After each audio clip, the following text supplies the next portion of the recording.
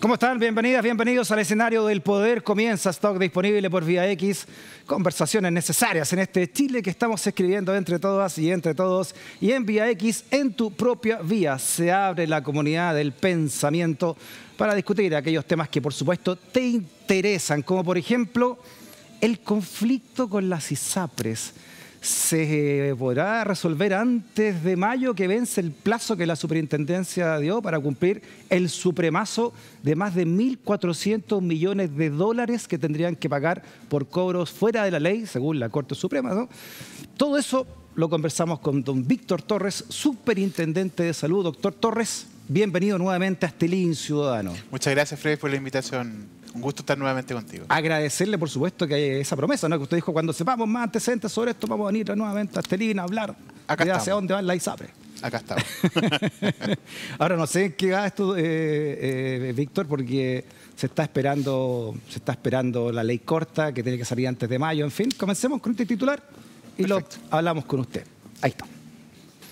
Contra el tiempo, te decía, ¿no? Ley corta de ISAPRES inicia debate en la Cámara y foco de tensión apunta a la mutualización.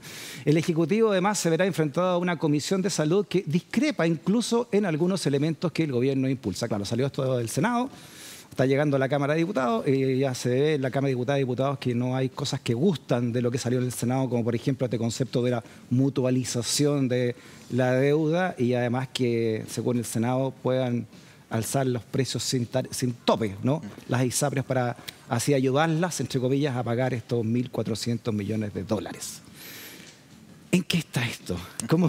¿Por dónde empezamos a explicarle a la ciudadanía, ¿no? Y a todo lo que está ocurriendo, superintendente? Si tú me permites, Freddy, es recordar un poco qué es lo que ha ocurrido durante estos 2 años, porque han sucedido hartas cosas. Recordar primero que son 3 grupos de fallos o de sentencias que ha emitido la Corte Suprema. El primero, de adecuación precio-base, que se logró implementar de buena forma, se cumplieron las devoluciones, eso se cerró, digamos, como capítulo de judicialización. El segundo dice relación con la tabla de factores de riesgo, que una parte ya se implementó ahora en marzo, que es la suspensión del cobro de los menores de 2 años. Está pendiente entonces el resto de la aplicación de la nueva tabla de factores y las devoluciones, que eso es parte de la discusión de la ley corta. Y finalmente GES, que se implementó desde diciembre del año pasado, ¿ya? Con las rebajas, y nosotros ya estamos fallando los reclamos que ha puesto la gente para que se le devuelvan los 3 meses que sentenció la Corte Suprema el año pasado. Perfecto. Empecemos con esta autorización de la superintendencia que usted dirige, Víctor, para que se aumente hasta un 7,4% los planes de la ISAPRES. ¿Por qué? ¿Cómo se llegó al 7,4% y por qué la ISAPRES? Bueno, hay un par de ISAPRES que están en el 7,4 en el tope, otras no, digamos. ¿Pero por qué? Mira, ¿por qué recordaba yo delante los 3 grandes grupos de fallo? Porque el primero tiene que ver con adecuación precio-base y dice relación con el indicador que tú recuerdas, que es el ICSA, ¿no? Primero, hay una ley, que es la 21.350, que estableció la creación de este indicador. ICSA, indicador de costo de la salud. Exacto. Que no es un IPC, tiene otra fórmula de cálculo que dice relación básicamente con el aumento de los costos de las prestaciones y eventualmente en el uso de las licencias médicas o los costos de las licencias médicas, ¿ya? Y todos los años se calcula porque antes de la existencia del ICSA, recordemos que las ISAPRES podían alzar sin ningún tipo de tope, ¿ya? El ICSA funciona como un tope, ¿ya? Y después la Corte Suprema, el 2022, establece que además del ICSA teníamos que crear un proceso de verificación. ¿Cuál es el resultado de esto? Todas las que están en el tope hoy día es porque verificaron sobre el tope, o sea, podrían haber subido 12, 13, 8% si no existiera el tope. Por lo tanto, el efecto es que bajan el alza que hubiesen tenido, bajan al 7,4. Y entonces, ¿qué pasa con la verificación? Impide que las que están por debajo suban hasta el 7,4. Por eso tenemos ISAPRES que están en 0,6, 2,4, 2,3. Entonces, este doble mecanismo de alza, de tope de alza, lo que hace es impedir que suban al infinito y las otras que se vayan al techo. Porque uno como periodista es mal pensado, usted sabe, sí, ¿no? Claro. Los periodistas somos así. Entonces uno dice, justo les permitieron 7,4 que ahora que tienen que pagar 1.400 millones de dólares. No, mira, primero decir que el alza precio base es anual y está autorizada por ley. Las ISAPRES pueden alzar todos los años por sobre la UF porque la ley lo permite. Lo que decía, la única diferencia ahora es que nosotros le ponemos 2 techos que antes no existían. Por lo tanto, eso sí es beneficioso para la gente. ¿Cuál es la diferencia de este año respecto de otros? Y esto sí tiene relación con los menores ingresos que empezaron a percibir en diciembre, producto del GES. Recordemos que hubo una disminución de un 12% de los ingresos de la ISAPRE y eso generó un conflicto, una situación de riesgo de incumplimiento de indicadores y por lo tanto de afectación a las personas. Porque cuando se incumplen los indicadores, se afecta la continuidad de la atención de las personas. Entonces, para evitar eso, se tomaron 2 medidas. Primero, se adelantó este proceso. Eso le iba a preguntar. Y en segundo lugar, se eliminó un elemento de contención por una vez, que es el efecto del uso de FONASA. El indicador podría haber sido más bajo si hubiésemos tenido ese elemento, pero esa medida se toma por esta otra razón. Por eso que se le permitió entonces usted adelantar adelantar el alza proceso, a lo que se venía haciendo. Sí, claro. Y ahora, igual, en esta ley corta que se está tramitando, podría haber otra alza respecto de este 7,4 y como le decíamos, del Senado salieron bien regalonas las ISAPRES del Senado, ¿ah? Hasta sin tope incluso, y este concepto de la mutualización de la deuda. Primero, ¿qué le parece, no? Que se pueda, bueno, a todas luces, la Cámara de Diputados diría que no, digamos, pero así lo quiere el Senado. ¿Qué significa que tengan una alza así, hasta donde quieran llegar? Y segundo, este concepto de la mutualización o solidaridad, como le llaman los diputados de oposición. No, mira, la mutualización como concepto no es malo. Lo que pasa es que la mutualización de una deuda es lo que no corresponde. Lo que nosotros hemos dicho, claro, si uno quiere mutualizar el riesgo hacia adelante, enhorabuena. Entre todos nos ponemos de acuerdo para ver cómo... No nos ponemos de acuerdo, se hace un cálculo para que no te cobren a ti tu riesgo individual, etcétera. Pero no tiene eso nada que ver con esta otra mutualización que es respecto de una deuda. Claro. Por lo tanto, si a ti te debo 2 pesos, a mí 1 peso, vamos sacando un promedio, pero a ti te devuelvo 1, a mí no me devuelven nada. Esa fórmula lo que hace como resultado final es bajar la deuda y evidentemente perjudicar a las personas que están esperando que exista esta devolución. De allí que el gobierno no ha respaldado esta medida. Esta fue una medida impulsada por senadores de oposición fundamentalmente y bueno, nosotros esperamos que la Cámara pueda resolver esto en un sentido distinto. O sea, mutualización significa en el fondo que todos los que están en esa paguen la deuda de todos, la deuda que adquirieron y lo que les cobraron de más. Ese es por un lado. Y el otro concepto, superintendente, esto de que no tengan tope las ISAPRES para subir el plan. ¿Qué significaría eso en la práctica? Eso fue la ministra de Salud comprometió que de haber una alza extraordinaria, esta debía tener un tope, efectivamente, que no podía ser conocido en la discusión en el Senado porque nos faltaba un elemento de cálculo que era la adecuación precio-base que la conocemos ahora. ¿Otra alza, además de la que ustedes ya permitieron de 7,4? Efectivamente, una alza extraordinaria. ¿Por qué razón? Porque, mira, hay un tren de efectos entre los fallos de la Corte y las modificaciones legales. Por una parte, una baja de producto del GES. Después viene el alza por el precio base. Hay una rebaja por la tabla de factores. Después va a haber una rebaja por los menores de 2 años. Después viene la rebaja por tabla de factores. En la suma y resta hay aproximadamente un 20% de menos ingresos de la ISAPRE. Eso genera desequilibrio.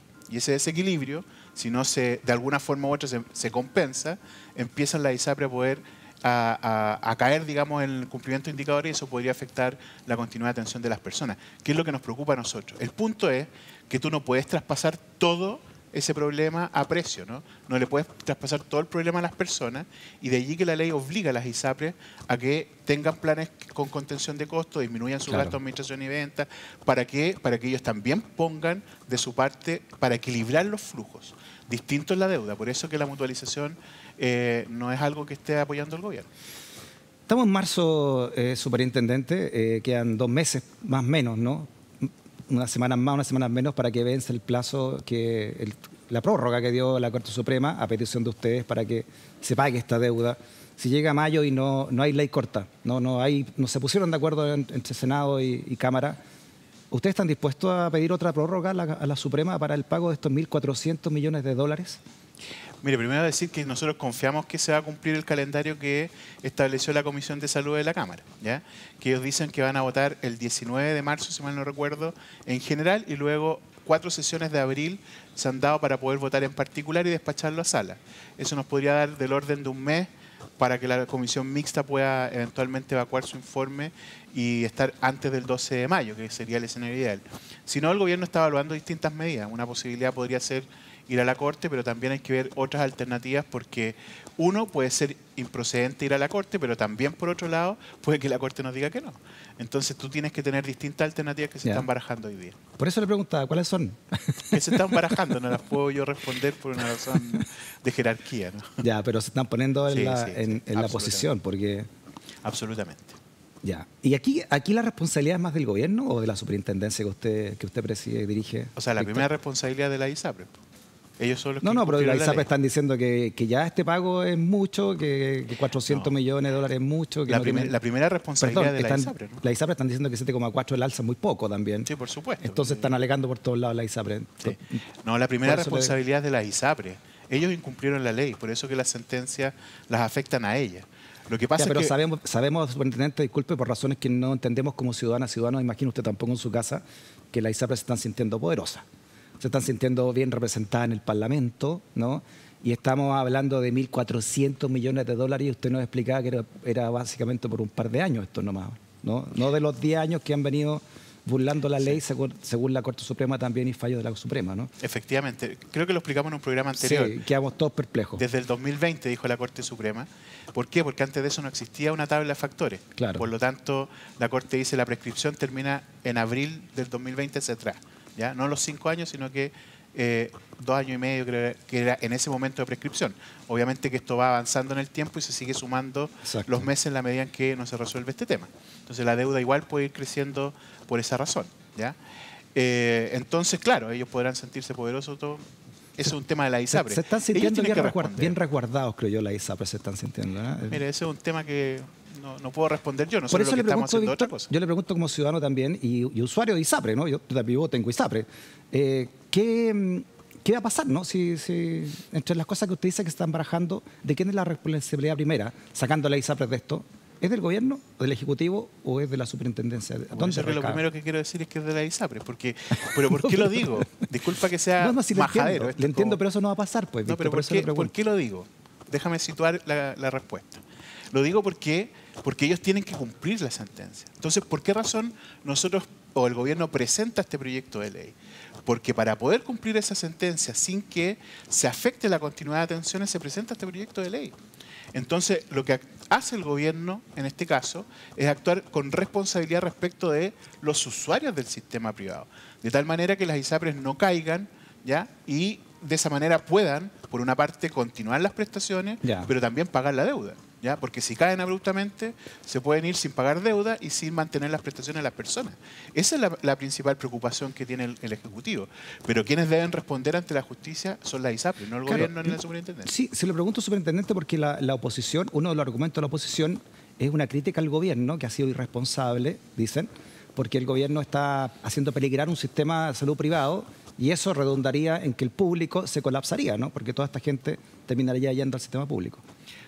Dos cosas respecto de eso. La primera es que si el gobierno fuera irresponsable, no había presentado proyecto de ley, ¿no? Se habría emitido una circular y lo más probable es que muchas de las ISAPRE hubiesen incumplido los indicadores y se hubiese generado el problema que decimos recién. Se acaban las coberturas para las personas, ¿ya? O se ven afectadas al menos la continuidad de las atenciones de las personas y la deuda no se devuelve bajo ninguna circunstancia. Entonces, el gobierno se ha actuado responsablemente, si no habría mirado para el lado y no lo ha hecho. Y entonces ahí hay que tener muy claro, digamos, cuál es la razón de ser de este proyecto de ley, ¿no? Ya, entonces para resumir, se están barajando entonces posibilidades de planes B en caso de que no llegue el Parlamento en mayo. No, por supuesto.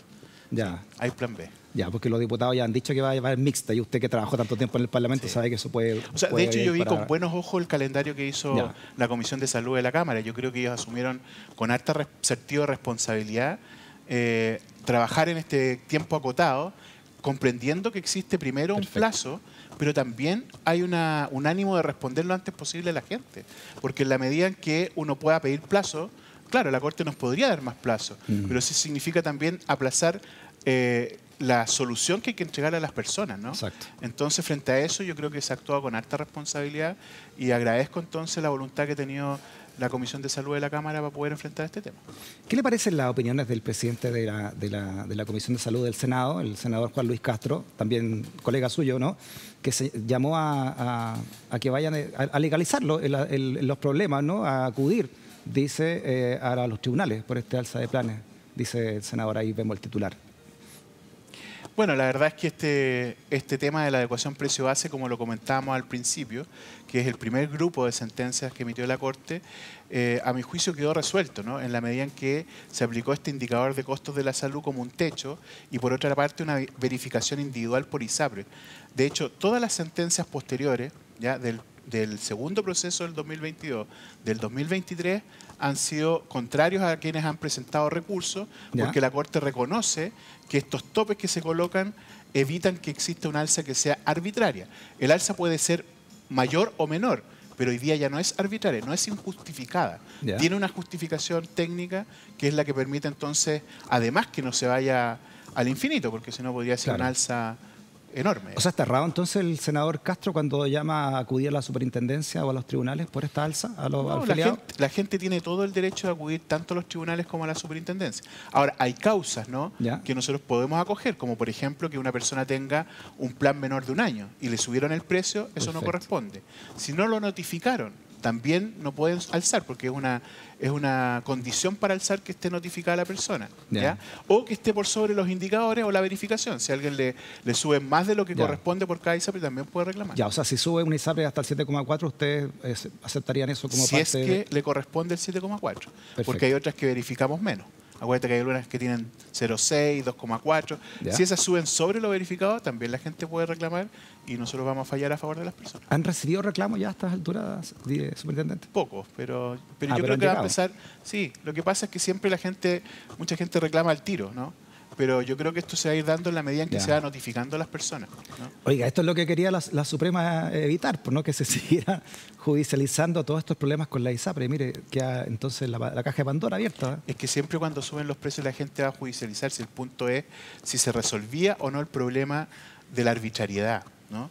Y como hoy día está resuelta la arbitrariedad, la tendencia lo más probable es que en algún momento vaya a la baja. De hecho, el año pasado fueron bastante menos las presentaciones que hubo. Ahí tuvimos un ICSA muy bajito, ¿no? Por lo tanto, no se notó tanto el alza y claramente hubo menos judicialización.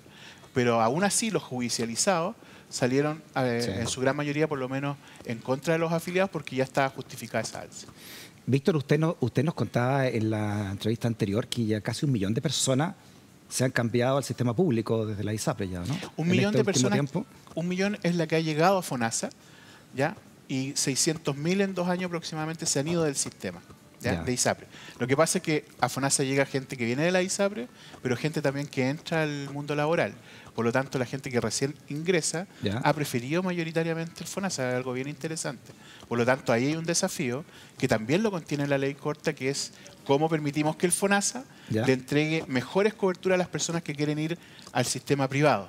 Y ahí una segunda respuesta que se me quedó hace un rato atrás, yo te dije de responder 2 cosas, ¿ya? La segunda es si colapsa el sistema público o no por la ida masiva de personas. Que es la espada de Damocles que argumenta la ISAPRE. ¿No? Mira, si es que nosotros logramos aprobar este MSC, claramente la gente que habitualmente va a un prestador privado va a continuar yendo a un prestador privado. Hoy día, si estás en FONASA, ¿tú puedes atenderte con un prestador privado? Sí, hay modalidad de libre elección, si eres FONASA B, C o D. El punto es que la cobertura es muy baja, ¿ya? Por eso la gente prefiere la ISAPRE. Pero si tú quedas con un sistema de MSC robusto, con buena cobertura, mucha gente va a preferir irse. Explique bien eso, Víctor, porque un cincuentañero como uno, ¿no? que ya arrastra ya algunas, ¿cómo se llaman ahora? Las preexistencias.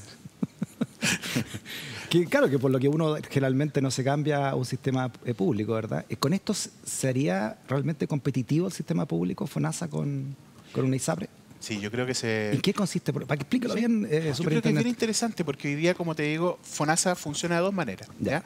Tú puedes ir al sistema público, donde tienes atención gratuita, o eventualmente comprar bonos e ir a atenderte al sistema privado, donde tú tienes una cobertura, pero que habitualmente es menor que la cobertura de la ISAPRE. ¿Ya? Pero te puedes ir a atender igual, por libre elección. Este modelo lo que hace es que con el 7% que tú pagas, o pagarías en FONASA, ¿ya? Más una cotización voluntaria, tú puedes postular a un sistema donde va a haber un seguro complementario que va a ayudar a mejorar esa cobertura. Perfecto. ¿A libre disposición? ¿Donde uno quiera? ¿O ahí va a depender de con algunas clínicas? Claro, va a depender de lo que negocie FONASA, porque eso es una materia... FONASA va a negociar seguramente con estos seguros. Habitualmente los seguros voluntarios de segundo piso hoy día operan Ya. sin que haya un convenio con una clínica determinada. O sea, eso es parecido a lo que hacen hoy la ISAPRE, ¿no? Que te cobran un 7% y te cobran un delta si es que no te alcanzan para un plan mejor. Con la ¿no? diferencia que ellos sí tienen convenios con determinados prestadores. En Claro. cambio, aquí estaría mucho más libre porque FONASA tiene convenio con la gran mayoría de los prestadores privados. O sea, sí, privados. Claro, que antes era porque eran dueños las ISAPRE de las clínicas. Qué bueno que eso ya no es así. No están así. Vamos a reírnos mejor. Sí. Oiga, Víctor, ¿y cuándo podría estar entonces este seguro complementario, este sistema? Va a depender de la ley corta, ¿no? Porque Ya. esto viene en la ley corta también. El gobierno lo que dijo fue, mira, aquí hay tanta gente que se ha venido al sistema, al seguro, digamos, público, que necesitamos mejorarlo, ¿ya? ¿Para qué? Para efectivamente evitar que la gente tenga malas coberturas y por lo tanto termine yéndose al hospital público, aumentando las listas de espera. Entonces, se presenta este proyecto y nosotros esperamos Ya. que saliendo la ley se pueda implementar lo antes posible. No sé si el segundo semestre de este año o a principio del próximo, pero ya tendríamos un modelo que sería bien innovador y bastante interesante, ¿no? No, sería muy bueno, ¿eh? Bastante interesante.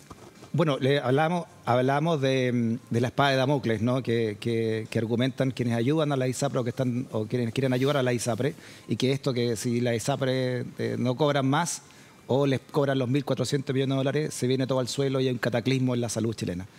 ¿Es tan así? ¿Qué pasaría, por ejemplo, si en mayo no hay ley corta y finalmente la Suprema dice, bueno, estamos en un país donde funciona la democracia y los poderes son independientes? El Ejecutivo con el Legislativo, así que tienen que ir judicial, ¿no? Y tienen que cumplirse esto. ¿Qué Bueno, pasaría ahí? Si en ese caso ocurre, digamos, el problema mayor, digamos, en el sistema es que se genera, digamos, un desbalance entre los ingresos y los costos. Y ese desbalance no sería un desbalance por una vez, sería un desbalance permanente. Los planes no quedan ajustados, por decirlo de alguna manera. ¿Ya? Entonces ya el problema deja de ser el problema la deuda, porque la deuda es una cantidad determinada. El problema se genera en el flujo, o sea, cómo se compensan esos planes para que lo que tú estás cobrando financie lo que se está gastando. Y eso generaría un desorden del orden del 20% de menores ingresos. Entonces sí, claramente podría haber un efecto complejo en el sistema privado. Y el problema es si esto ocurre de manera abrupta. De allí la importancia de la ley corta y de allí la importancia de que salga lo antes posible. ¿Ya? Ya. Ahora, ¿esto va a implicar tener que cobrar o alzar precios? Lo más probable es que sí. El punto es que no alce al infinito y que no se traspase todo el costo a las personas, sobre todo respecto a los menores ingresos a futuro, que eso es lo que más preocupa dentro de la estabilidad del sistema. ¿Por qué algunas ISAPRES cobraron el tope o alzaron el tope que a ustedes le permitían y otras ISAPRES no? Las que alzaron el tope tenían variación de costos operacionales por sobre el 7,4%. Hay una que tenía 13%, habían dos que tenían 12% ¿Ya? y hay una que tenía Pero eso un no es 8%. responsabilidad de esas No, claro, es variaciones parte de la gestión de la gestión de cada ISAPRE. una, ¿no? Pero la ley lo que permite, entonces, a partir de este indicador, es que no suban todo eso, sino Ya. que finalmente suban hasta el indicador. Y las que están por debajo, como su variación de costos fue menor, nosotros le decimos solo puede subir hasta su variación de costo, ¿ya? Y no al 7,4, porque ese es un promedio del sistema.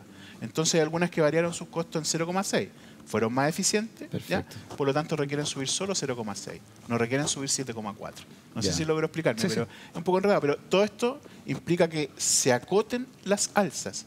No es que se permita que las alzas suban hasta tal monto, sino que Ya. podrían haber sido mayor si no existiera este indicador. Eso es importante decirlo, porque si no habríamos tenido alzas de verdad mucho mayores.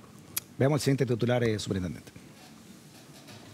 Dice la radio de DN que es superintendente de salud y alza en planes de ISAPRE. Tuvimos la disyuntiva de que si no tomábamos esta medida, estas caerían en insolvencia, dijo usted Víctor, conversando con esta radio, dijo que aún cuando se hubiesen cumplido todas las sentencias, el alza en los planes se habría dado de igual manera, ¿no? Esto, bueno, lo explicó usted recién. Estamos ante un peligro, entonces, de insolvencia, pero estamos ayudando a empresas privadas en esto y que no cumplieron la ley, en el fondo, ¿no? Sí, pero es que hay que distinguir dos cosas, ¿ah? Una cuestión es el cumplimiento de una sentencia y su efecto, ¿ya? Por eso se adelanta la adecuación precio-base, y otro es lo que la ley habitualmente le permite a las ISAPRE. La adecuación precio-base está permitida anualmente. La ley permite que ellas puedan subir por sobre la UEF.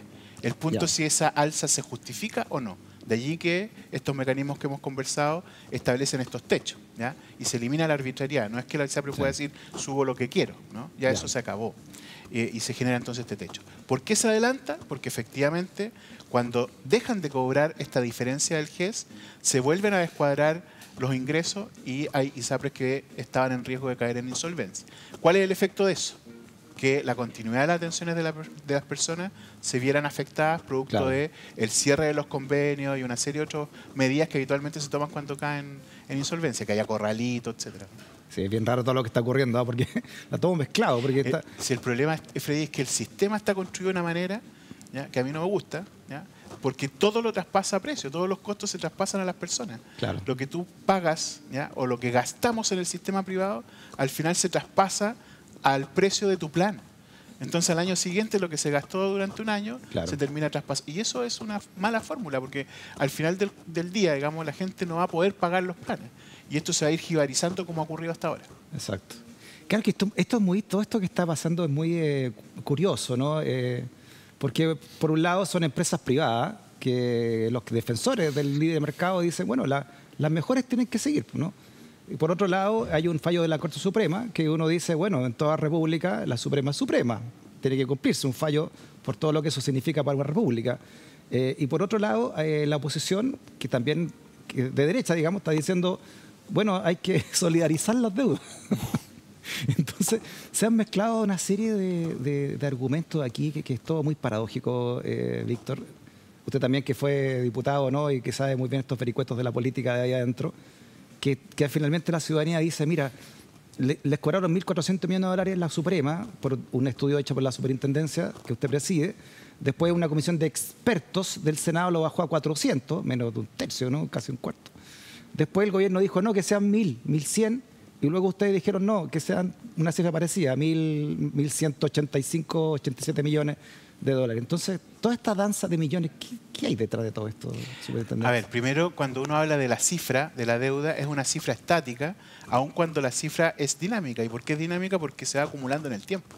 De hecho, cada mes que no se ajusten los planes a la tabla única de factores, estos siguen acumulando deuda, porque siguen cobrando de más a las personas.